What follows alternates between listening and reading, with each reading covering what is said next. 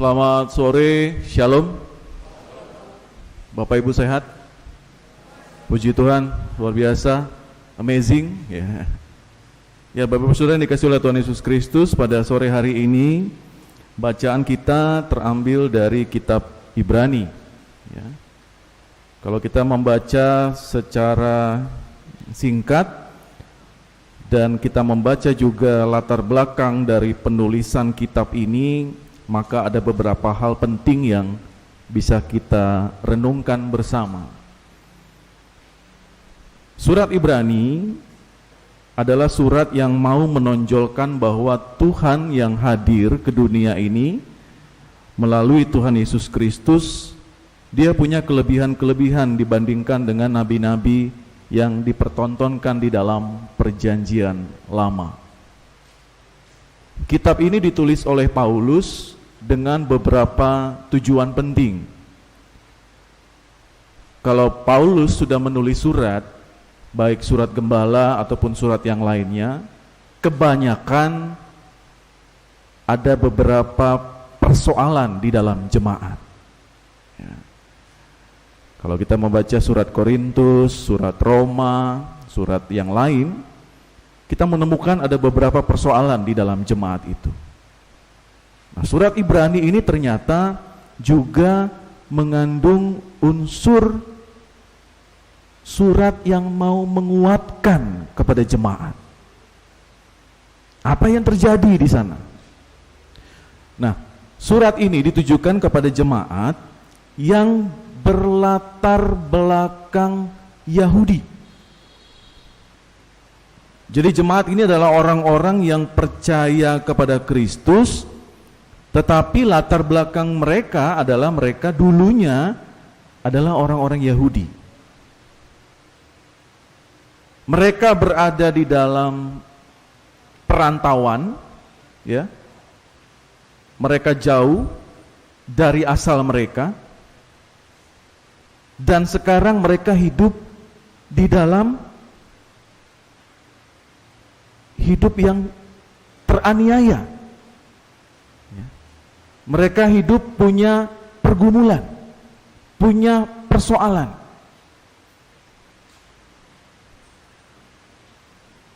Sehingga membuat mereka merasa bahwa ternyata ikut Kristus punya persoalan banyak. Ternyata kami memilih ikut Kristus banyak persoalan. Sehingga banyak kelompok-kelompok tertentu mau kembali lagi ke kehidupan lama mereka, yaitu Yudaisme. Mereka berpikiran bahwa hidup di dalam pimpinan nabi-nabi di zaman perjanjian lama sepertinya lebih nyaman, lebih enak. Mereka mungkin punya sejarah yang sangat baik bersama dengan Abraham, punya cerita bersama dengan Nuh, ya, Henok, nabi-nabi di perjanjian lama. Tiba-tiba saat ini mereka percaya kepada Kristus, ternyata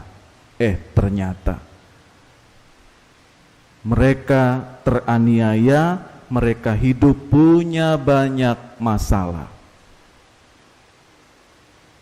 Sehingga keluarlah surat ini, surat yang mau menguatkan jemaat, bahwa di tengah-tengah persoalan yang ada, jangan sekali-kali meninggalkan Kristus. Di bacaan kita tadi di ayat yang ketiga, di situ dikatakan ada kata penting di situ. Ia adalah cahaya kemuliaan Allah.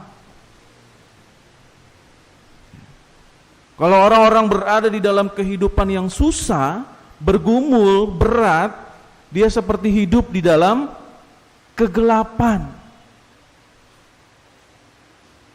Kalau kita lagi punya persoalan yang berat, Bapak Ibu ya, kita susah loh, susah cari solusi gitu.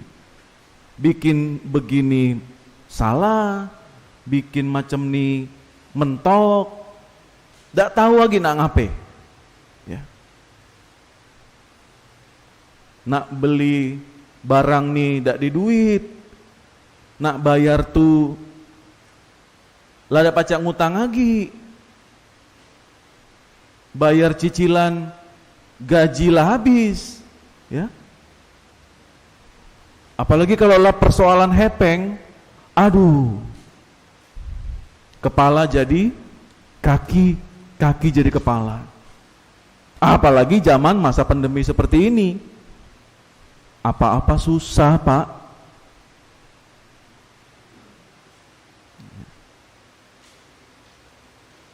Ayat 3 ini mau mengatakan juga kepada kita, mari datang kepada Tuhan. Kita orang-orang yang percaya yang saat ini berada di dalam persoalan-persoalan hidup, baik kesehatan, baik ekonomi, mungkin juga pendidikan. Penulis Ibrani mau mengatakan kepada kita, mari tetap datang kepada Kristus, kenali Dia. Serahkan hidupmu kepada Tuhan. Bapak Ibu, kalau kita menyerahkan hidup kita itu sepenuhnya hanya kepada dunia ini, yang kita temui itu banyak kekecewaan. Kita mengandalkan si A, ternyata dia mengecewakan kita. Tidak bisa diandalkan.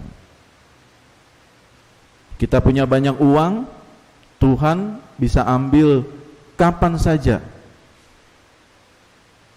Tidak bersisa malah, minus. Pada saat kita berada di dalam kondisi-kondisi seperti itu, kita sebagai orang yang beriman kepada Tuhan, mau bikin apa? Pada saat kita tergeletak sakit, tidak bisa bikin apa-apa, apalagi kita pencari nafkah di dalam keluarga. Apa yang kita bisa lakukan? Kehilangan iman, kehilangan pengharapan, selesai hidup kita. Kalau Bapak Ibu nonton YouTube atau baca buku, orang-orang yang sukses di dalam kehidupan, tidak hanya perusahaan, tidak hanya orang-orang yang terkenal, presiden atau pemilik-pemilik perusahaan. Ada banyak kesaksian, ribuan. Tapi satu yang kita bisa ambil kesimpulan, jangan pernah mengandalkan kekuatanmu sendiri. Habis kita. Tapi andalkan Tuhan dalam kehidupanmu. Kesaksian Barack Obama, Presiden Amerika yang berkulit hitam. Orang paling sibuk di muka bumi ini. Dia cuma bilang apa? Saya butuh waktu bersama dengan Tuhan setiap saya memulai kehidupan saya setiap hari. Dia Presiden Amerika, Bapak Ibu Saudara. Dia bisa bikin apa saja di dunia ini. Tapi kesaksian dia adalah, saya memulai hidup saya di pagi hari dengan kekuatan daripada Tuhan. Nah, seberapa banyak kita yang percaya kepada Tuhan, lalu kita diuji keimanan kita di dalam pergumulan dan persoalan kehidupan, kita berkata kepada Tuhan, Tuhan, saya nggak sanggup kalau saya mengandalkan diri saya sendiri. Jadi saya mau serahkan persoalan ini kepada Tuhan. Tunjukkan apa yang harus saya lakukan. Beda Bapak Ibu cara persepsi, cara pandang kita. Kalau kita ketemu masalah, lalu kita bilang, oh ya nanti gampang, bisa itu, gampang persoalan kayak gitu. Tinggal bikin A, B, C. Kepintaran kita, kehebatan kita. Tapi begitu Tuhan bilang, habis semua rencanamu. Beda. Gak bisa lagi berpikir mau bikin apa.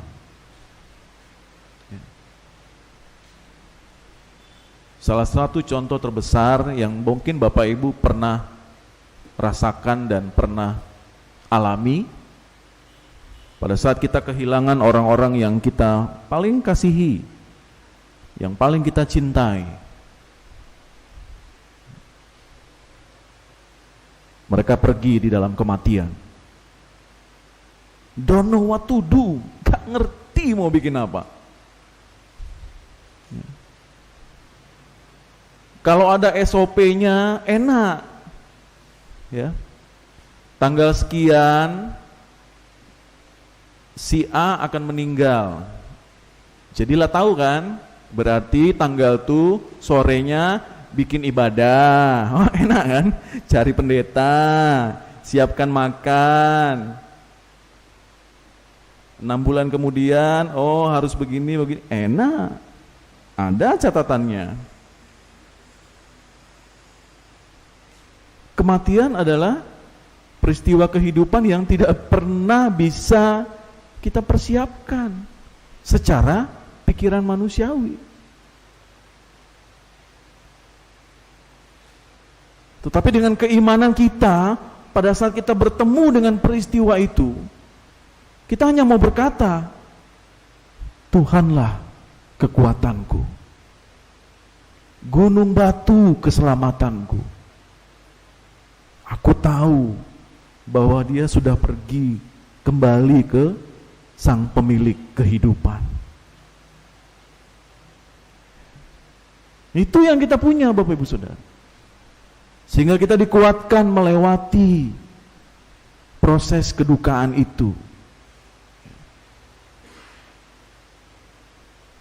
Nah, sekarang kita masing-masing punya persoalan yang berbeda-beda. Punya pergumulan yang berbeda-beda. Ada yang mengalami persoalan kesehatan, ada yang mengalami persoalan ekonomi, ada yang mengalami persoalan hubungan dengan suami, istri, dan anak-anak, bahkan orang tua. Dengan semua persoalan yang ada, satu catatannya. Apakah engkau tetap datang kepada Tuhan? Apakah engkau akan tetap meminta kekuatan kepada Tuhan? Analogi kita memahami sebuah persoalan adalah analogi seperti kita tidak bisa menghentikan hujan di tengah dunia ini. Bapak Ibu bisa hentikan hujan? Bukan, Mbak Pendeta, nggak bisa lah, bukan pawang hujan. Nggak bisa kita Bapak Ibu. Kita nggak bisa menghentikan semua peristiwa, semua pergumulan yang ada di dunia ini, nggak bisa. Sama seperti kita tidak bisa menghentikan hujan. Tetapi yang kita bisa lakukan adalah kita mengambil payung, lalu kita berjalan di dalam hujan itu. Kita masih tetap beraktivitas, dan kita masih tetap berjalan. Pergumulan itu akan tetap ada, gak akan pernah habis-habisnya.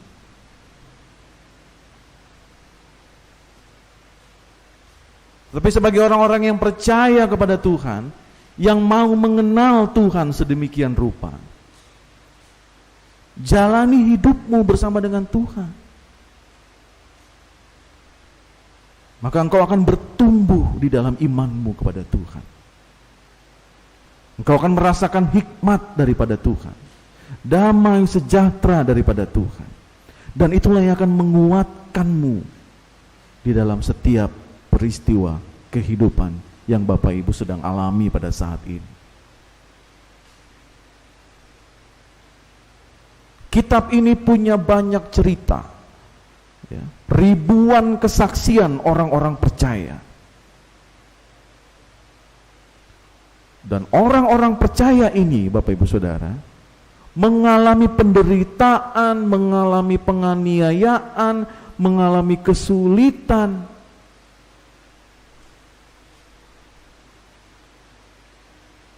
Dan mereka berjalan bersama dengan Tuhan.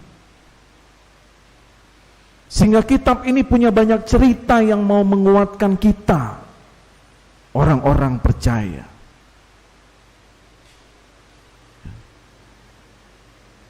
Sehingga dikatakan bahwa Yesus adalah cahaya kemuliaan Allah. Maka kita harus bisa mengimani setiap firman Tuhan yang kita dengarkan. Mengimani itu tidak bisa hanya mendengarkan, tetapi juga melakukan di dalam kehidupanmu sebagai orang-orang yang percaya kepada Tuhan. Maka pada saat kita jatuh di dalam titik yang paling bawah, disitulah kita merasakan bahwa tangan Tuhan memberikan kekuatan kepada kita semua. Bapak Ibu Saudara yang Tuhan Yesus kasihi, kesimpulan kita pada sore hari ini, kita melihat bahwa penulis surat Ibrani mau mengajak kita semua pada saat kita berada dalam pergumulan, dalam penderitaan, kesulitan-kesulitan yang lain, maka sekali lagi semakinlah dekat kepada Tuhan, kenalilah Tuhan, ya, ambil waktumu bersama dengan Tuhan. Di masa-masa pandemi seperti ini kita punya banyak waktu bersama dengan Tuhan. Dengan demikian kita akan mengalami banyak sentuhan-sentuhan Tuhan melalui peristiwa-peristiwa kehidupan. Salah satunya pandemi ini kalau saya mau bilang. Seberapa banyak dari kita hidup yang tidak hidup bersih, ya? Kalau mau makan harus cuci tangan, kalau pulang ke rumah harus cuci tangan, mau sentuh apa-apa cuci tangan. Sampai di satu internet, satu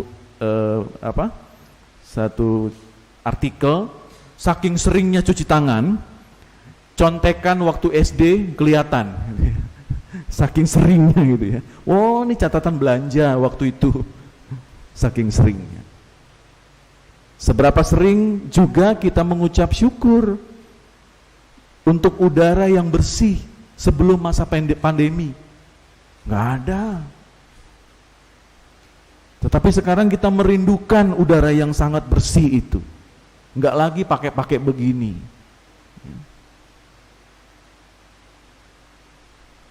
Sehingga masa-masa sulit seperti ini pun kita masih bisa melihat kasih karunia Tuhan itu nyata dalam kehidupan kita. Oh iya ya, ternyata sebelum masa pandemi itu Tuhan betul-betul menjaga kita sedemikian rupa dan memberkati kita sedemikian rupa.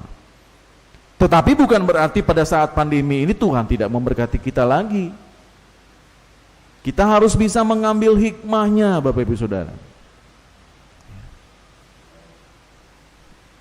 Ini juga menjadi pergumulan kita bersama. Bahkan seluruh dunia, bukan hanya GPIB Maranatha. Kepedulian kita selama ini tidak ada. Masa bodoh aja untuk orang-orang di luar sana. Oh, nggak kenal kok. Nggak bisa. Masker yang kamu pakai, yang saya pakai, yang Bapak Ibu Saudara pakai, itu bisa melindungi orang-orang yang ada di ujung Pulau Bangka ini. Kenapa? Ya pada saat kita beraktivitas, kita nggak tahu kita pembawa atau dia yang bawa. Tapi karena kita tidak pernah mau mentaati protokol kesehatan, kita bisa merugikan orang lain. Orang lain bisa merugikan kita sendiri. Hikmahnya apa? Kita menghargai kehidupan yang Tuhan berikan kepada kita sampai hari ini. Maka lakukanlah yang terbaik di dalam setiap aktivitas kehidupan Bapak Ibu Saudara. Jadilah saluran berkat bagi banyak orang. Dan itulah yang ingin diajak juga kepada kita pada sore hari ini Bapak Ibu Saudara. Di dalam setiap pergumulan dan penderitaan, tetaplah setia kepada Tuhan. Mintalah kekuatan daripadanya. Maka akan merasakan kehidupan yang sebenarnya di dalam Tuhan Yesus Kristus kita. Amin. Tuhan Yesus memberkati.